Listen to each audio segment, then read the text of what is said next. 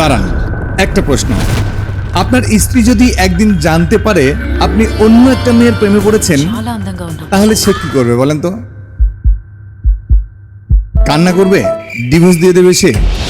নাকি আপনাকে দড়ি দিয়ে বেঁধে বাথরুমে আটকে রাখবে? হ্যাঁ, আজকের মুভিতে ঠিক এইটাই ঘটেছে। কিন্তু মজার ব্যাপারটা কি হলো জানেন? এই মুভিতে ভিলেনকে আর হিরোকে সেটা আপনি শেষ পর্যন্ত বুঝতে পারবেন না, একদম গ্যারান্টি। কারণ যে মানুষটাকে আপনার কাছে প্রথমে নির্দোষ মনে হবে, পরে তাকেই সবচেয়ে বিপজ্জনক মনে হবে। আর যাকে পাগল ভাববেন, শেষে তার জন্যই আপনার খারাপ লাগবে, চোখ দিয়ে পানি বের হয়ে যাবে।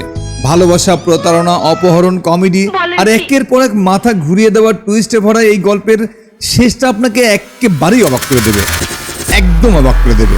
তাহলে চলুন শুরু করা যাক আজকের অসাধারণ মাথা নষ্ট করা গল্পটা।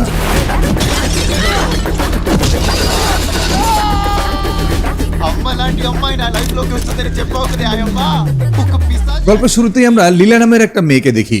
ছোটবেলা থেকেই তার জীবনটা খুব একটা সুখের ছিল না, কারণ প্রতিদিন তার চোখের সামনে বাবা মায়ের ঝগড়া, অশান্তি আর বিবাদ চলতেই থাকতো। তার বাবা ছিলেন ভীষণ হিসেবি মানুষ, এতটাই হিসেবি যে বাড়িতে সামান্য বেশি খাবার রান্না হলেও তা নিয়ে বড় সড়ো ঝামেলা বেঁধে যেত। এই পরিবেশে বড় হতে হতে লীলার মনে একটা ধারণা জন্ম নিয়ে নেয়। সে বিশ্বাস করতে শুরু করে যে বিবাহিত জীবনে সুখের চেয়ে কষ্টই বেশি, বাস্তবে ভালোবাসার চেয়ে অশান্তি যেন বেশি। একদিন নিজের জন্মদিনে লীলা একটি অনাথ আশ্রমে যায়। সেখানে তার দেখা হয় রাম নামের একটা ছেলের সাথে। রাম ছিল অসাধারণ সরল, ভদ্র আর দয়ালু। জন্মদিনের কেক হাতে নিয়ে এসে ছুটে যায় তার সবচেয়ে প্রিয় বন্ধুর কাছে। লীলা ভেবেছিল হয়তো কোনো মানুষের কাছে যাচ্ছে, কিন্তু লীলা অবাক হয়ে দেখে যে রামের সেই বন্ধু আসলে একটা ছোট্ট কুকুরছানা। এই দৃশ্যটা লীলার মন গভীরভাবে ছুঁয়ে যায়। সেদিন থেকেই সে নিঃশব্দে রামকে ভালোবাসতে শুরু করে। সময় কেটে যায়, দুজনই বড় হয়ে ওঠে, আর বহু বাধা পেরিয়ে শেষ পর্যন্ত লীলা তার ছোটবেলার ভালোবাসা রামকেই বিয়ে করে। বিয়ের পর প্রথম কয়েক বছর তাদের জীবনটা যেন স্বপ্নের মতোই ছিল। তারা একসাথে ঘুরতো, আনন্দ করত, ভবিষ্যতের পরিকল্পনা করত, সব কিছু ঠিকঠাক চলছিল। কিন্তু তারপরেই লীলার জীবনে আসে বিশাল একটা সুযোগ। সে সিনেমা পরিচালক হওয়ার স্বপ্ন পূরণ করে ফেলে। তার প্রথম সিনেমায় সুপারহিট হয়ে যায়। কি রাজকপাল, তাই না? সাফল্যের সাথে সাথে তার ব্যস্ততা বাড়তে থাকে। দিনরাত কাজ, মিটিং, শুটিং আর নতুন প্রজেক্ট নিয়ে সে এতটাই ব্যস্ত হয়ে পড়ে যে ধীরে ধীরে নিজের স্বামীর কাছ থেকেই দূরে সরে যেতে থাকে। পরিস্থিতি এমন হয়ে যায় যে রামের সাথে কথা বলার জন্য তাকে লীলার অ্যাসিস্ট্যান্টের মাধ্যমে সময় নিতে হতো। একসময় রাম নিজেকে সম্পূর্ণ একা অনুভব করতে শুরু করে। যে মানুষটাকে সে নিজের সবচেয়ে কাছের মানুষ ভাবত, সেই মানুষটার কাছেই সে যেন সবচেয়ে দূরের হয়ে যায়। এই একাকিত্ব ধীরে ধীরে তাকে ডিপ্রেশনের দিকে ঠেলে দেয়। নিজের কষ্টগুলো কাউকে বলতে না পেরে সে নিজের সাথেই কথা বলা শুরু করে। অবশেষে তাকে মানসিক চিকিৎসকের কাছেও যেতে হয়। এভাবে দিন চলতে থাকে। একদিন রাম সিদ্ধান্ত নিয়ে ফেলে, না, আর না, এই সম্পর্ক এভাবে টেনে নেওয়ার কোনো অর্থই নেই। সে ডিভোর্স চাইবে। সেদিন সন্ধ্যায় লীলা বাড়ি ফিরে দেখে রাম নিজের জামাকাপড় গুছিয়ে ব্যাগে ভরছে। প্রথমে সে বিষয়টাকে মজায় ভেবেছিল, কিন্তু রামের মুখের দিকে তাকাতেই বোঝা যায় ব্যাপারটা একেবারেই সিরিয়াস। রাম শান্ত গলায় বলে, আমি আর তোমার সাথে থাকতে পারবো না। তারপর সে এমন একটা কথা বলে যা শুনে লীলার পায়ের নিচ থেকে মাটি সরে যায়।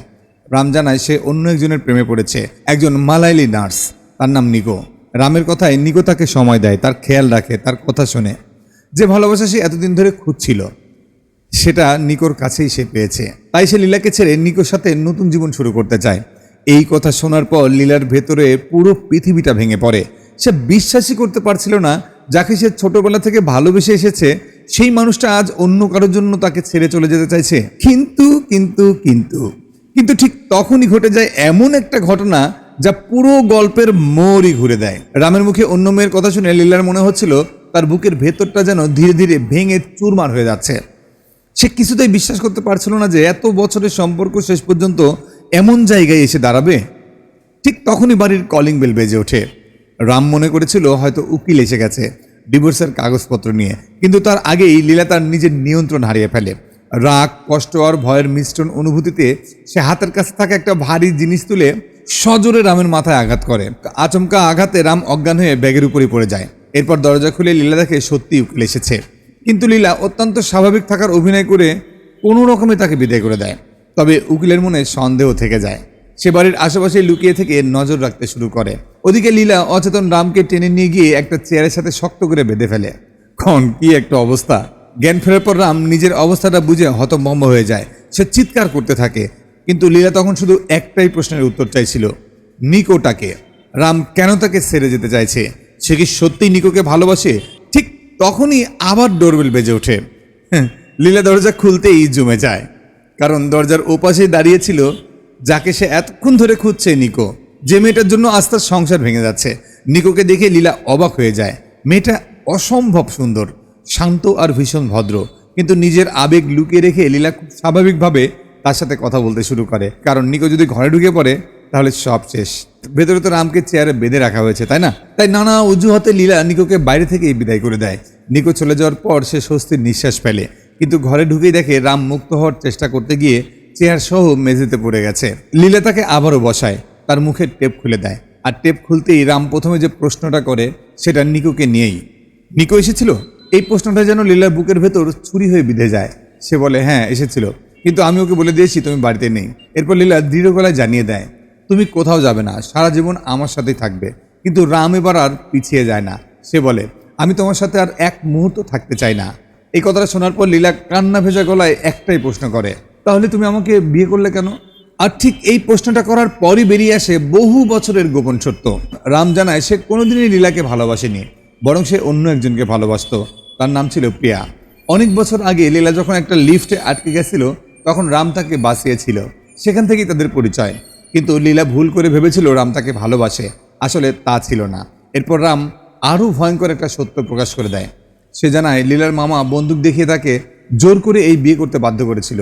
এই সত্য শুনে লীলার পৃথিবী যেন আবারও ভেঙে পড়ে, কারণ এতদিন যে ভালোবাসাকে সে সত্যি বলে বিশ্বাস করেছে তার একটা বড় অংশই ছিল ভুল ধারণা। তবে রামের পর একটা কথা স্বীকার করে। সে বলে, বিয়ের পরের 1 বছর সত্যি আমার জীবনের সবচেয়ে সুন্দর সময় ছিল। তোমার ভালোবাসায় আমি ধীরে ধীরে অতীত সব ভুলে যাচ্ছিলাম। আমি তোমার প্রেমেও পড়েছিলাম, কিন্তু তুমি যখন নিজের ক্যারিয়ারে ডুবে গেলে তখন আমাকে একা ফেলে দিলে। আর সেই একাকিত্বই আমাকে আজ এই জায়গায় নিয়ে এসেছে। রামের কষ্ট ভরা স্বীকারোক্তি শুনে লীলা সম্পূর্ণ বদলে যায়। সে কাঁদতে কাঁদতে রামের দড়ি খুলে দেয়, তার কাছে আরেকটা সুযোগ চায়। সে বলে, আমি সব ঠিক করে ফেলবো, আমি আবার আগের মতো হয়ে যাব, আমি তোমাকে সময় দেব, আমাদের জীবনটা আবার নতুন করে শুরু করব। এমনকি রামকে খুশি করার জন্য সে তার সবচেয়ে পছন্দের লাল শাড়িটাও পরে আসে। কিন্তু ততক্ষণে অনেক দেরি হয়ে গেছে। রামের মন আর কোনোভাবেই ফিরছিল না। সে আবার নিজের ব্যাগ গোছাতে শুরু করে। ঠিক তখনই লীলার ভেতরের ভালোবাসাটা আবার উন্মাদনায় রূপ নেয়। রাগে, কষ্টে, হতাশায় সে আবার নিয়ন্ত্রণ হারিয়ে ফেলে। ঘরে ভয়াবহ ধস্তাধস্তি শুরু হয়ে যায়। শেষ পর্যন্ত লীলা রামকে টেনে নিয়ে বাথরুমে বন্দি করে ফেলে। দড়ি দিয়ে এমনভাবে বেঁধে রাখে যাতে সে নড়তেও না পারে। বাথরুমের স্নান আলোয় রামের কাছে তখন লীলাকে আর স্বাভাবিক মানুষ বলে মনে হচ্ছিল না। মনে হচ্ছিল তার সামনে দাঁড়িয়ে আছে এক ভয়ঙ্কর পাগল মানুষ। আর ঠিক তখনই আবারও কলিং বেল বেজে ওঠে। কিন্তু এবার দরজার পাশে দাঁড়িয়েছিল এমন একজন যার আগমনে পরিস্থিতি আরও ভয়ঙ্কর হয়ে উঠতে চলেছে। দরজা খুলতেই লীলা অবাক হয়ে যায়, কারণ বাইরে দাঁড়িয়েছিল তার নিজের বাবা। এক মুহূর্তে সে ভীষণ ঘাবড়ে যায়। দ্রুত ঘরের এলোমেলো অবস্থা ঠিক করে বাবাকে ভিতরে নিয়ে আসে। অন্যদিকে বাথরুমের ভেতর তখন রাম হাত পা বাঁধা অবস্থায় মুক্তির অপেক্ষা করছে। লীলার বাবা অবশ্য কিছুই বুঝতে পারে না। তিনি ভেবেছিলেন তার মেয়ে আর জামাই সুখে সংসার করছে, তাই খুব স্বাভাবিকভাবে রামের খোঁজ করেন। কিন্তু লীলা মিথ্যা বলে, রাম বাইরে গেছে আমাদের জন্য আইসক্রিম আনতে। এরপর আরও বিপদ আসে যখন তার বাবা বাথরুম ব্যবহার করতে চান। কি একটা অবস্থা! কারণ যে বাথরুমে তিনি যেতে চাচ্ছিলেন সেখানেই তো বন্দি অবস্থায় আছে রাম। কোনো মতে অজুহাত দেখিয়ে লীলা তাকে অন্য বাথরুমে পাঠিয়ে দেয়। বাবা চলে যাওয়ার পর আবার সে রামের কাছে যায়, কাঁদতে কাঁদতে বোঝানোর চেষ্টা করে। লীলা বলে সে পুরো 1 বছরের জন্য নিজের ক্যারিয়ার থেকে বিরতি নিয়েছে, শুধু সংসারটাকে নতুন করে গুছিয়ে নেওয়ার জন্য। কিন্তু রামের মন তখনও কঠিনই হয়ে আছে, সে কিছুতেই নরম হচ্ছে না। ঠিক তখনই গল্পে আসে নতুন বিপদ। হঠাৎ লীলার পুরনো সিনেমা প্রডিউসার রাজেন্দ্র কয়েকজন গুন্ডা নিয়ে বাড়িতে হাজির হয়। কিছু বোঝার আগেই তারা লীলাকে জোর করে গাড়িতে তুলে নিয়ে যায়, অর্থাৎ তাকে তারা অপহরণ করে। সবকিছু এত দ্রুত ঘটে যে কেউ কিছু বুঝে উঠতে পারে না। এদিকে বাড়ির বাইরে লুকিয়ে থাকা সেই উকিল তখনও সন্দেহ নিয়ে পুরো ঘটনা পর্যবেক্ষণ করছিল। কৌতূহল সামলাতে না পেরে সে একটা গাছে উঠে জানালা দিয়ে ভিতরে উঁকি মারে। আর তখনই সে বাথরুমে বাঁধা অবস্থায় রামকে দেখতে পায়। কিন্তু মজার ব্যাপার হলো সে পরিস্থিতি পুরোপুরি ভুল বোঝে। তার মনে হয় রামের হয়তো পেট খারাপ হয়েছে, তাই সে ওভাবে বসে আছে। রাম প্রাণপণে সাহায্য চাইছিল, কিন্তু উকিল কিছুই বুঝতে পারে না। এদিকে বাড়িতে আরও একজনের প্রবেশ ঘটে। সে ছিল একজন চোর।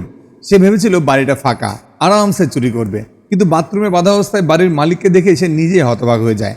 রাম সঙ্গে সঙ্গে তাকে অনুরোধ করে দড়িটা খুলে দিতে, কিন্তু চোর সাহায্য করার বদলে উল্টো পুরো বাড়িটাকে নিজের রাজ্য বানিয়ে ফেলে। সে রামের দামি পারফিউম ব্যবহার করে, ফ্রিজ খুলে খাবার খায়, আরাম করে গোসল পর্যন্ত করে, যেন এটা তার নিজেরই বাড়ি। এই পরিস্থিতিতে রামের জীবনটা একেবারে হাস্যকর পর্যায়ে পৌঁছায় যায়। অনেকক্ষণ পর রাম চোরটাকে একটা প্রস্তাব দেয়।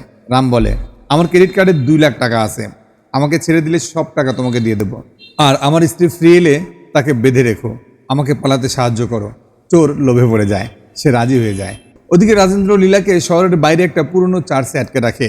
সেখানে সে আসল কারণটা জানায়। রাজেন্দ্র চায় লীলা তার নতুন সিনেমা পরিচালনা করুক, কিন্তু লীলা যেহেতু 1 বছরের বিরতি নেওয়ার সিদ্ধান্ত নিয়েছে, তাই রাজেন্দ্র ক্ষতির মুখে পড়েছে। এই কারণে সে লীলাকে অপহরণ করেছে। অবশেষে বাধ্য হয়ে লীলা সিনেমা পরিচালনা করার ব্যাপারে সম্মতি জানায়।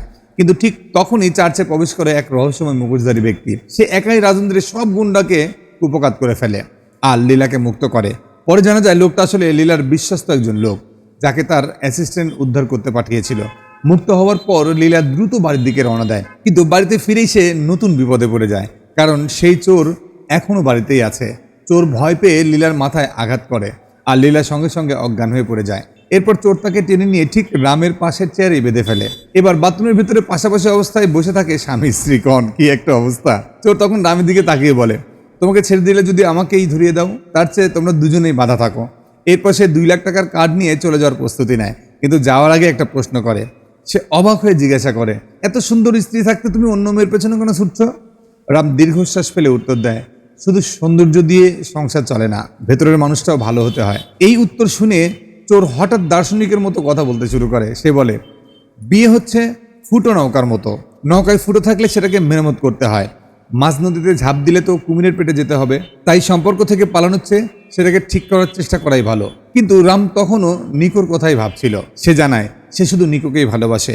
এরপর চোর তার আরো কয়েকজন বন্ধুকে ডেকে আনে, আর পুরো বাড়িতে শুরু হয় নাচ গান আর পার্টি। কন কি একটা অবস্থা! এদিকে বাথরুমে কিছুক্ষণ পর লীলার জ্ঞান ফিরে আসে। সে নিজেকে বাধা অবস্থায় দেখে, আর তখনই আবারও ডোরবেল বেজে ওঠে। বুঝতে পারছেন তো? চোর দরজা খুলতেই সামনে এমন একজনকে দেখতে পায় যার আগমনে পুরো গল্পটাই আবার নতুন দিকে মোড় নিতে চলেছে। কারণ দরজার ওপাশেই দাঁড়িয়েছিল নিকো, রাম যার জন্য নিজের সংসার ছেড়ে দিতে চেয়েছিল, সেই নিকো। চোরদের মাথায় সঙ্গে সঙ্গে নতুন পরিকল্পনা আসে। তারা ভাবে এই মেয়েটাকেও ধরে বাথরুমে বেঁধে রাখা যাবে, কিন্তু তারা একটা বড় ধরনের ভুল করে ফেলেছিল। নিকোকে যতটা শান্ত, ভদ্র আর নিরীহ মনে হচ্ছিল, বাস্তবে সে মোটেও তেমন ছিল না। মুহূর্তের মধ্যে সে বুঝে যায় সামনে দাঁড়িয়ে থাকা লোকগুলো চোর, আর তারপর শুরু হয় তুমুল মারামারি। একা হাতেই সে একের পর এক চোরকে কাবু করতে থাকে। পুরো ঘর যেন যুদ্ধক্ষেত্রে পরিণত হয়।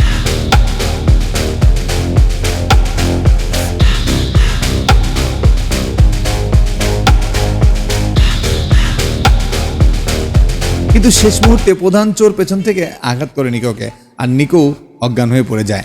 এরপর তাকেও রাম আর লীলার পাশে বেঁধে রাখা হয়। কিছুক্ষণ পর জ্ঞান ফিরতেই নিকো রামকে দেখতে পায়, আর সঙ্গে সঙ্গে লীলার উপর ক্ষোভ ঝেড়ে ফেলতে শুরু করে। নিকো বলে, কোনো মানুষ যদি তোমার সাথে সুখী না থাকে, তাহলে তাকে জোর করে আটকে রাখার অধিকার তোমার নেই। ভালোবাসা মানে কাউকে বন্দি করে রাখা নয়। নিকোর এই কথাগুলো লীলার মনে গভীরভাবে আঘাত করে।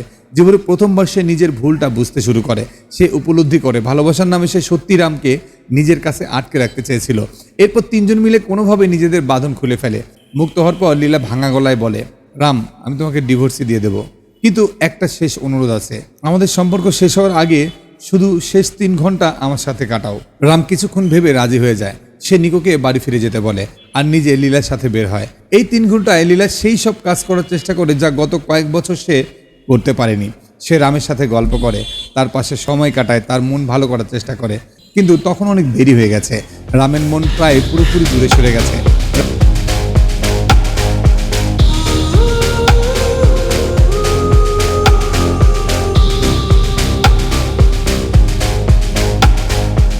রাতের শেষে দুজন বাড়ি ফিরে আসে। ক্লান্ত হয়ে লীলা সোফায় ঘুমিয়ে পড়ে, আর রাম বাইরে এসে উকিলের কাছ থেকে ডিভোর্সের কাগজ নেয়।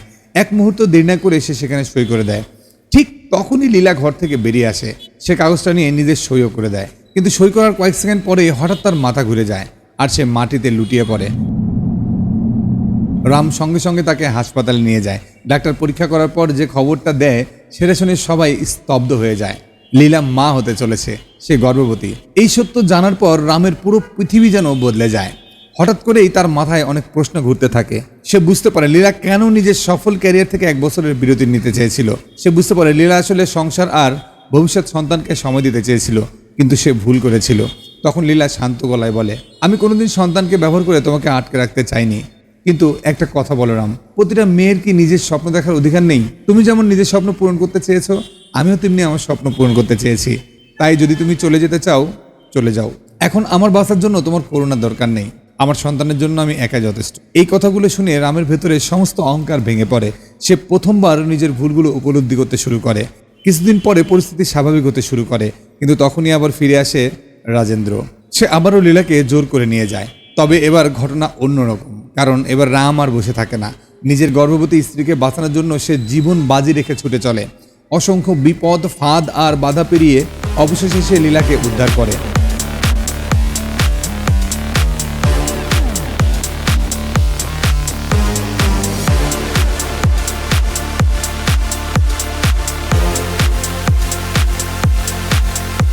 আর ঠিক তখনই গল্পের সবচেয়ে বড় টুইস্টটা সামনে আসে।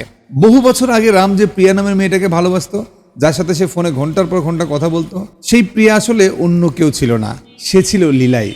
হ্যাঁ, লীলা নিজের পরিচয় গোপন করে প্রিয়া সেজে রামের সাথে কথা বলতো। এই সত্য জানার পর রাম পুরোপুরি হতবাক হয়ে যায়। সে বুঝতে পারে লীলা তাকে কতটা গভীরভাবে ভালোবেসেছে। ঠিক তখনই নিকো সামনে এগিয়ে আসে। সে আবেগ ভরা গলায় বলে, রাম, আমি ভেবেছিলাম আমি তোমার জীবনের সঠিক মানুষ, কিন্তু আজ বুঝলাম লীলা তোমাকে যতটা ভালোবেসেছে আমি কোনোদিনও তা করতে পারতাম না। তোমার আসল জায়গা আমার পাশে নয়, তোমার আসল জায়গা লীলার কাছেই। এরপর নিকো আরও একটা গুরুত্বপূর্ণ কথা বলে। সে বলে, প্রতিটা ঝগড়ার সমাধান ডিভোর্স নয়, আসল সম্পর্ক হলো সেই সম্পর্ক যেখানে মানুষ ঝগড়ার পরেও একে অপরকে বোঝার চেষ্টা করে, খারাপ সময়ে একে অপরের হাত ছেড়ে দেয় না। এই কথাগুলো শোনার পর রামের চোখ খুলে যায়। সে নিজের সব ভুল বুঝতে পারে। কিন্তু এখানেই শেষ নয়। শেষ মুহূর্তে আরেকটা অবিশ্বাস্য সত্য সামনে আসে। রাজেন্দ্রের অপহরণ, চার্চের ঘটনা, রহস্যময় উদ্ধারকারী, এমনকি সেই কথিত চোরও, সবকিছু ছিল পরিকল্পিত। পুরো নাটকটাই সাজিয়েছিল লীলা। রাজেন্দ্র তার সাথে গোপনে চুক্তি করেছিল, আর যে চোরকে সবাই চোর ভাবছিল সে আসলে লীলার বিশ্বস্ত লোক। অর্থাৎ শুরু থেকে শেষ পর্যন্ত পুরো ঘটনাটা ছিল একজন দক্ষ সিনেমা পরিচালকের নিখুঁতভাবে সাজানো স্ক্রিপ্ট। আর একটাই উদ্দেশ্য ছিল রামকে বুঝিয়ে দেওয়া যে সে তাকে কতটা ভালোবাসে। আর শেষ পর্যন্ত সেই ভালোবাসার কাছেই রামের সমস্ত অভিমান হার মেনে যায়। দুজন আবার এক হয়ে যায়। আর মুভিটা আমাদের একটা গুরুত্বপূর্ণ শিক্ষা দিয়ে শেষ হয়ে যায়। শুধু ভালোবাসা থাকলেই সম্পর্ক টিকে থাকে না। সম্পর্ক টিকিয়ে রাখতে দরকার সময়, বোঝাপড়া, সম্মান আর একে অপরের স্বপ্নকে গুরুত্ব দেওয়া। কারণ সত্যিকারের ভালোবাসা কখনো মাঝপথে হাত ছেড়ে চলে যায় না, বরং জীবনের সবচেয়ে কঠিন সময়েও পাশে দাঁড়িয়ে থাকে। এখন একটা সত্যি কথা বলুন তো, রামের জায়গায় আপনি হলে কি করতেন? নিকোর সাথে চলে যেতেন, নাকি লীলার মতো স্ত্রীকে দেখে বলতেন, না ভাই আমি কোথাও যাচ্ছি না? কমেন্টে কিন্তু অবশ্যই সত্যটা লিখে যাবেন। বউ পাশে বসে থাকলে মিথ্যা লিখে লাভ নাই, আমি কিন্তু বুঝে ফেলবো। ভিডিওটা ভালো লাগলে একটা লাইক দিয়ে যাবেন, আর নতুন যদি হয়ে থাকেন তাহলে সাবস্ক্রাইব করে বেল আইকনটা বাজিয়ে দিন, কারণ পরের গল্পটা আরও এমন পাগলাটে। তো ততক্ষণ পর্যন্ত ভালো থাকুন, সুস্থ থাকুন, আর এমন সব মাথা নষ্ট করা মুভি দেখতে থাকুন সিনেমিকাইল ইউটিউব চ্যানেলে। Tata, bye bye.